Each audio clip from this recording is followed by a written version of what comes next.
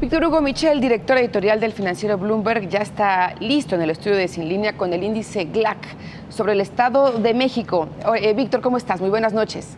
¿Qué tal, Olivia? Muy buenas noches. Ya lo veíamos la semana pasada, veíamos este índice GLAC desarrollado por GLAC Consulting, en lo que básicamente lo que hace es medir los índices de bienestar de una población. Nos puede decir qué tan bien está un estado, qué tan mal está un estado, cuáles son los mejores estados para vivir, cuáles son los peores estados para invertir. Básicamente es un índice, recordarás tú, que incluye más de 1,200 elementos entre índices privados, públicos, de seguridad pública, de inversión extranjera directa, redes sociales, menciones en prensa. Básicamente lo que hace este índice, el índice GLAC, es correrlo a través de un algoritmo, y esto nos da una idea de cómo van los estados. Ahora, esta semana nos vamos a enfocar al Estado de México. La semana pasada veíamos precisamente este índice nacional, pero ahora, como te decía, vamos a ver qué pasa con el Estado de México. ¿Qué pasó en esta entidad, en la entidad mexiquense? Bueno, los resultados que tenemos no son muy positivos.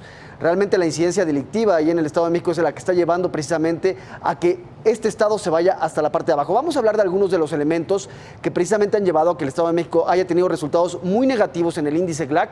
Ahorita te daré más detalles, pero por lo pronto del 1 de enero al 18 de febrero de este año, el Estado de México se ubicó en el lugar nada más y nada menos que 26 en el ranking nacional del índice GLAC. Esto pese a ser una de las entidades que tiene más inversión extranjera directa, más empresas, más empleos, pero la situación de seguridad y particularmente la gobernabilidad son tan precarias que han llevado a que el Estado de México tenga calificaciones muy malas, Olivia. Vamos a ver, recordemos cuáles son algunas de las que han tenido mejores resultados. Bueno, estamos hablando de Nuevo León, de Coahuila, de la Ciudad de México. Pero ¿qué fueron las cosas que llevaron a que el Estado de México tuviera tan malas calificaciones? Bueno, durante el primer bimestre de este año se vio una disminución en su desempeño. ¿Por qué? Porque hubo saqueos en las primeras semanas, principalmente estamos hablando de centros comerciales.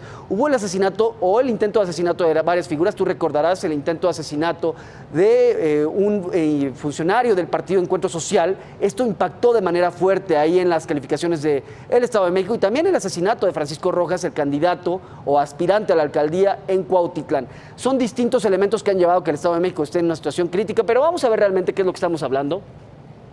Aquí tenemos los elementos. A ver. Estado de México, como decíamos, está en el índice 27, en el lugar 27 en el índice GLAC. ¿Qué quiere decir esto? Que se encuentra en seguridad limitada o inconformidad social. Es decir, malas noticias para la entidad que gobierna Alfredo del Mazo. Vamos a ver principalmente qué es lo que tenemos. En este cubo dinámico, Olivia, es parte de lo que hace el algoritmo, detecta para decir cuáles son los principales problemas. Por poner un detalle, son unos 360 grados. Entre más bajos se encuentren estos puntos, porque ahí es donde se mide seguridad con justicia, económico-financiero, político-social, es decir, desde inversiones, desde empleos, desde gasto per cápita, desde homicidios, secuestros, etcétera. Entre más bajos se encuentren los puntos, peor está la situación en el Estado. Y como podemos ver, muchos se encuentran ya en el eje que marca que las cosas están mal. Ahí vemos algunos de los elementos. Destacó particularmente la percepción de prácticas corruptas en el gobierno, de acuerdo al INEGI.